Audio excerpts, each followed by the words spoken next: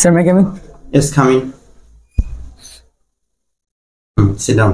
Thank you, sir. What's your name? My name is Rashid Muhtadi Muin. Introduce yourself. I'm a student of class 7 and my father's name is Rejaul Karim. He is an engineer. And my mother's name is Janatul Ferdowsi. She is a homemaker. Engineer তোমার আব্বা না? Yes, sir. Engineer Bangla কি? প্রকৌশলী। কাজ করে। So, engineer অনেক ধরনের হতে পারে, ইলেকট্রিক ইঞ্জিনিয়ার বা সিভিল ইঞ্জিনিয়ার যারা তারা মেইনলি সেতু বানাতে বা আরো অনেক কিছু কাজ করে। সেতু বানায় শুধু? লেবার বানায়। তো ইঞ্জিনিয়ার বানায় সেতু লেবার না, হ্যাঁ ডিজাইনার অফিসে কাজ করে। হ্যাঁ সেটা বলো। Civil ground. অফিসে কাজ করে। সেটা লেবার না। অবকাঠামোগত। বাংলা ইংরেজি অ্যালফাবেট গুলো সব জানো? Yes, sir. হ্যাঁ সবগুলো? হ্যাঁ স্যার। ঠান্ডা কোনটা বলো? তাহলে সেটা এক্স। ঠান্ডা অ্যালফাবেট কোনটা? খুবই ঠান্ডা। স্যার এটা জানা নেই আমার। এসির ভিতরে থাকে তাহলে ঠান্ডা হবে না সে? হ্যাঁ স্যার। এসির ভিতরে কে থাকে? এর ভিতরে কে থাকে? বি। জি স্যার। এসি ভিতরে বি থাকে না? জি স্যার। বি ঠিক আছে, তোমার দাঁতগুলো পরিষ্কার করে আসছো আজকে? জি স্যার। হ্যাঁ, কি দিয়ে পরিষ্কার করছো? ব্রাশ আর টুথপেস্ট।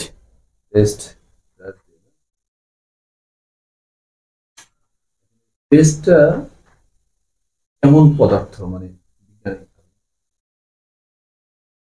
কি ধরনের পদার্থ বলা যায়? টুথপেস্টের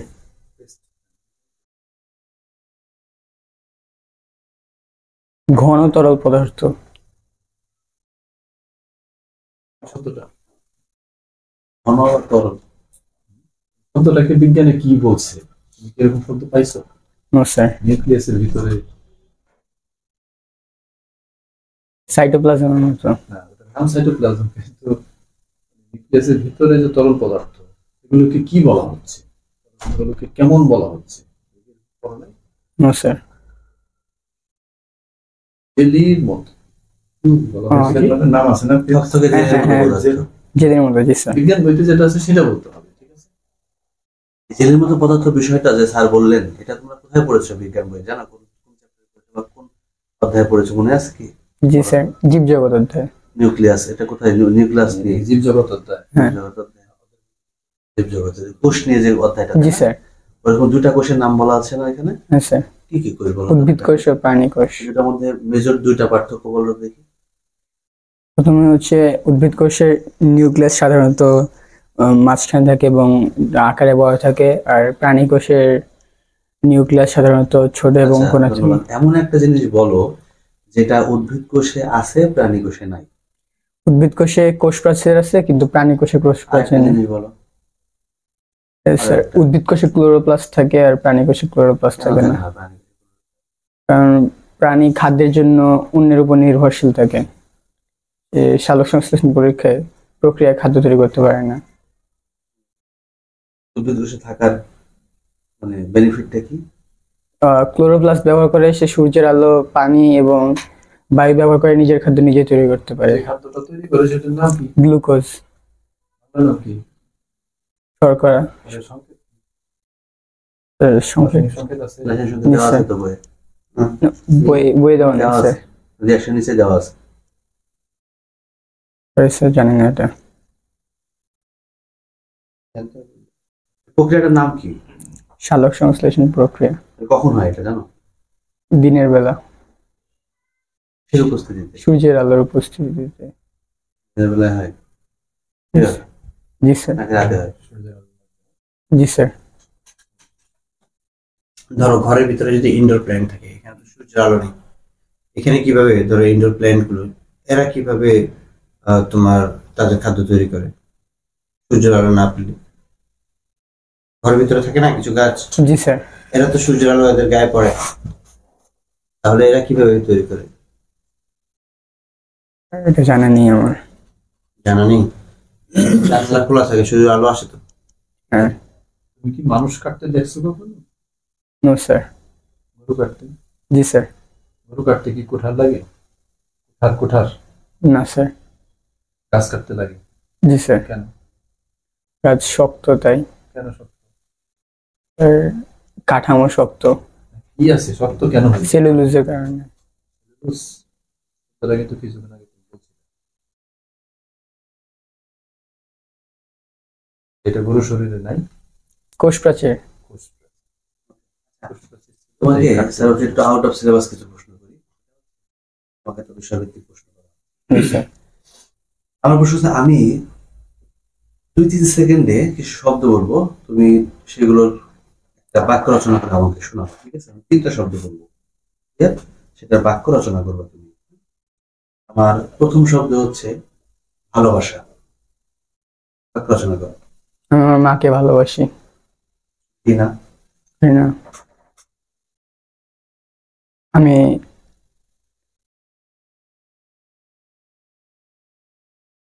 বলতে হবে। ফার্স্ট বলতে হবে। আচ্ছা, স্যার। 3 সেকেন্ডের মধ্যে বলবো। বলো একটা সেন্টেন্স বলো।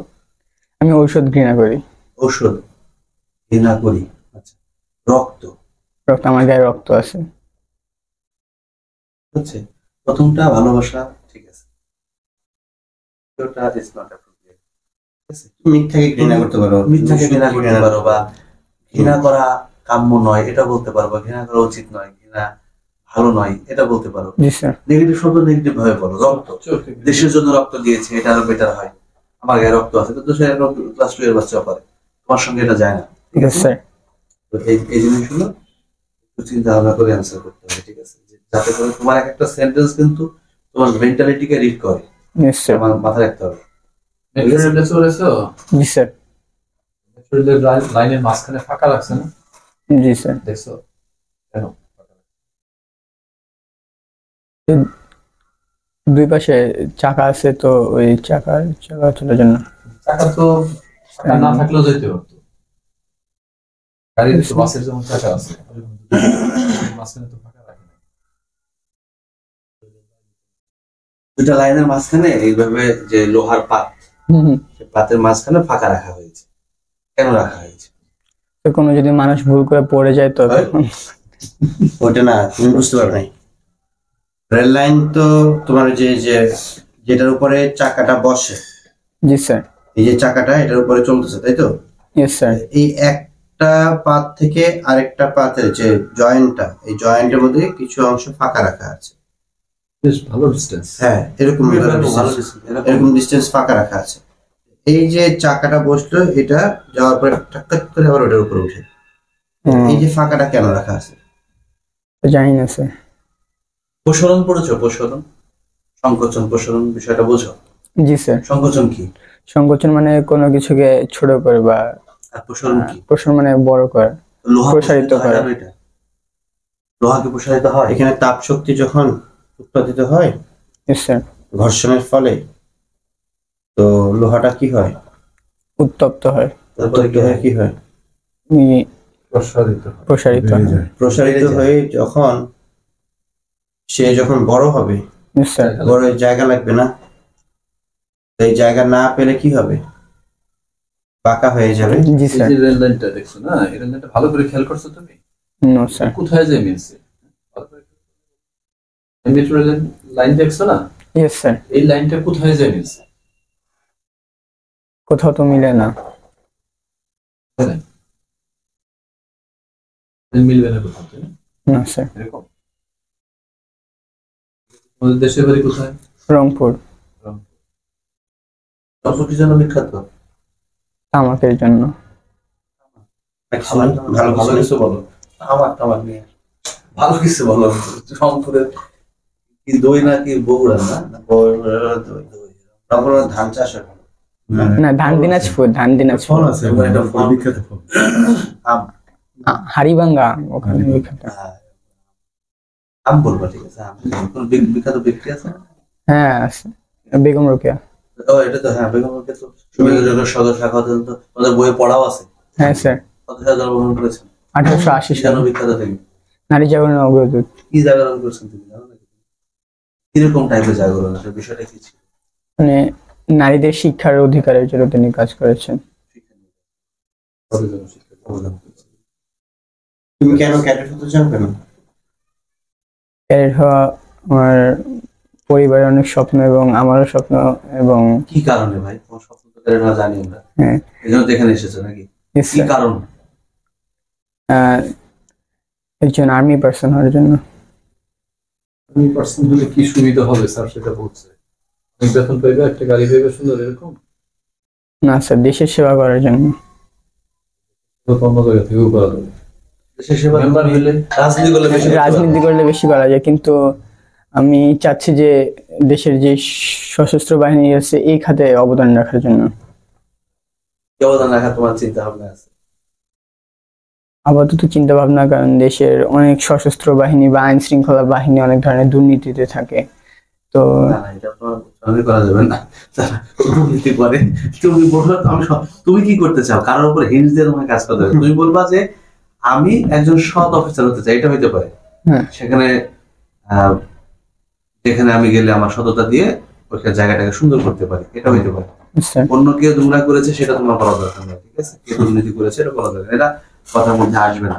তুমি বলতে স্যার। পারো যে এটা কিন্তু আমাদের অনেকবার শেখানো হয়েছে যে ক্যারেক্টার কেন যাবে, এটা কিন্তু একটু অত্যন্ত সুন্দর করতে হবে যে বাংলাদেশের ভালো শিক্ষা প্রতিষ্ঠান, এখানে নিয়ম শৃঙ্খলার মধ্যে দিয়ে পড়াশোনা করানো হয়, জীবনে নিয়ম শৃঙ্খলা মেনটেন করে বা নিয়ম শৃঙ্খলার মধ্যে থেকে একটা ভালো সুনাগরিক হিসেবে ক্যারেক্টার যেতে চাই।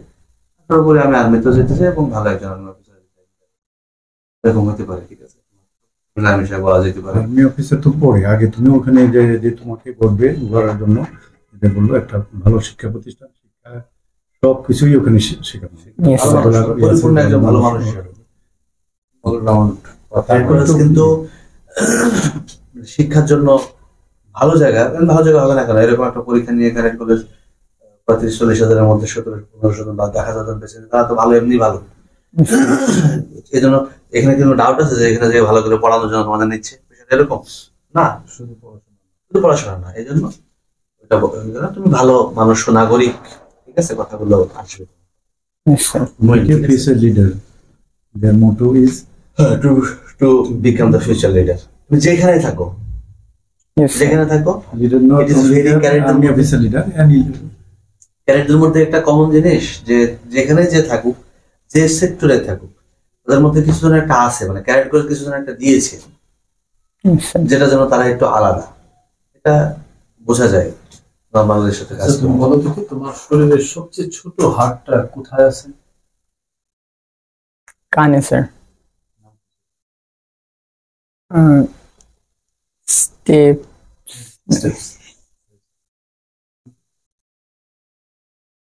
নখ কাটলে ব্যথা পাওয়া যায় না তো? কেন? স্যার, এটা জানা নেই স্যার।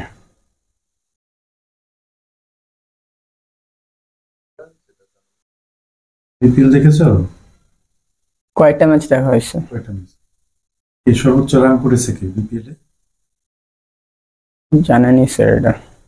Sorry, sir, এটা তো স্যার, এটা তো জানতে হবে, তুমি ছেলে খেলাধুলা কারেন্ট অ্যাফেয়ার্স পড়তেছো না? হ্যাঁ স্যার, বাসায় কিনছি। সবচেয়ে উইকেট পেয়েছে কে? বাংলাদেশের একজন বলার, বেশ ভালো, কি নাম নেই? তাসকিন আহমেদ। টি20-তে রেকর্ড ইতিহাস 3 নম্বর ব্যক্তি হিসেবে। সেরা ফিটার কি? বিপিএল সম্বন্ধে জানি না। কোন খেলা তুমি পছন্দ করো? Football sir. ফুটবল। কোন পজিশনে খেলতো? Left wing. হ্যাঁ? লেফট উইং একজন বিখ্যাত লেফট উইঙ্গারের নাম বলতো দেখি, স্যার। ফুটবল ইতিহাস। ক্রিস্টিয়ানো রোনালদো, রোনালদিনহো, তারপরে winger. Yes sir.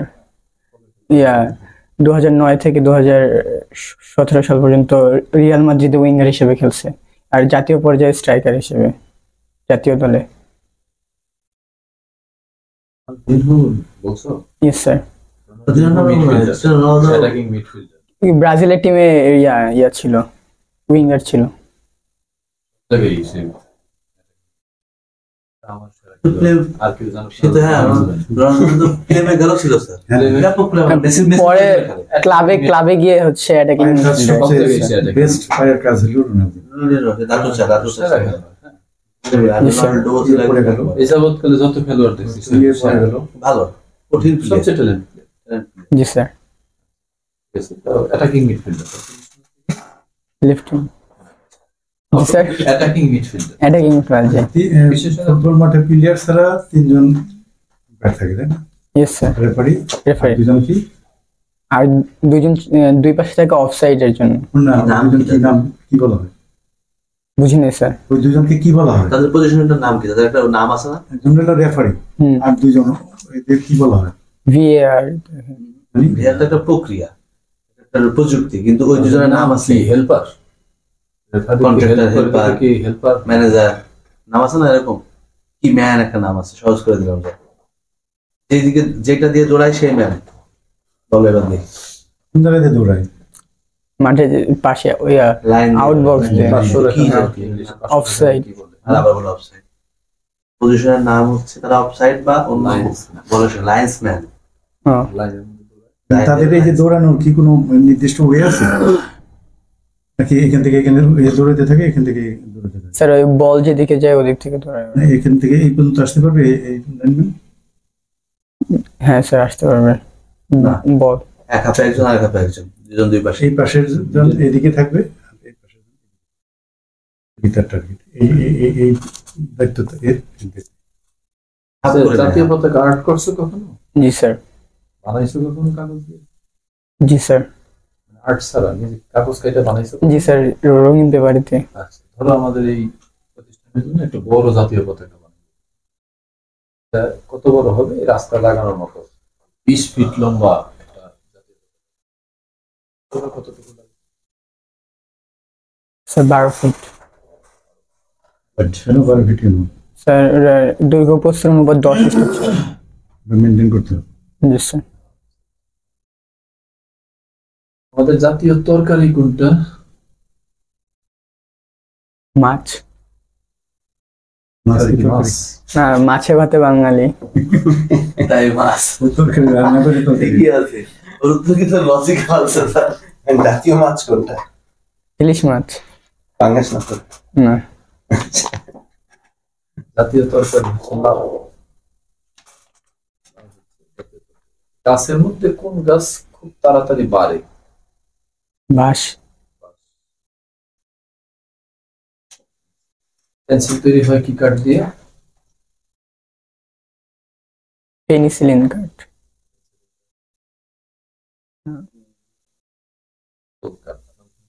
No sir.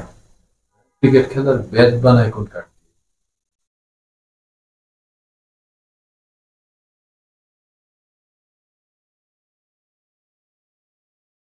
Sir এটা জানেন? বলতে হবে।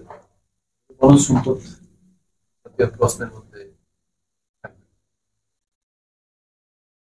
উইলো গাছের নাম কি? উইলো। যেহেতু ইন্ডিয়ানরা উইলো গাছ বলে, হিন্দি ভাষা উইলো গাছ গাছ না, উইলো উইলো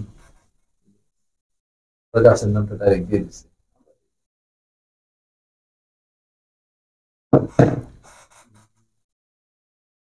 বাংলাদেশের এই যে সন্ত্রাস দমনের জন্য একটা যৌথ বাহিনী